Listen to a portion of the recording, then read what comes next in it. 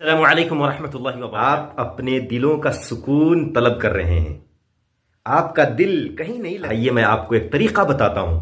الا بذکر اللہ تطمئن القلوب، اللہ کے ذکر سے دلوں کو سکون ملے گا۔ اللہ کے نبی صلی اللہ علیہ وسلم نے قال فی یوم 100 مرہ سبحان اللہ وبحمدہ حطت خطایاہ وان كانت مثل زبد البحر۔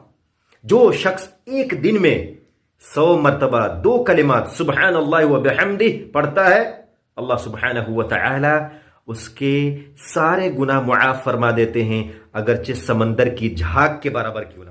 آپ اللہ کا ذکر کیجئے۔ احب الکلام الی اللہ 4، اللہ سبحانہ و تعالی کے نزدیک 4 کلمات محبوب ہیں، سبحان اللہ والحمد للہ ولا الہ الا اللہ واللہ اکبر۔ یہ کلمات بھی پڑھیں، اللہ رب العالمین کو بہت عزیز ہیں۔ آپ کو سکون چاہیے، اللہ کا ذکر کیجئے، اللہ سبحانہ و تعالیٰ کے اذکار کو اپنی زباں پر رکھیے اور زباں کو تر رکھیے، اللہ سبحانہ و تعالیٰ سکون عطا فرمائے گا۔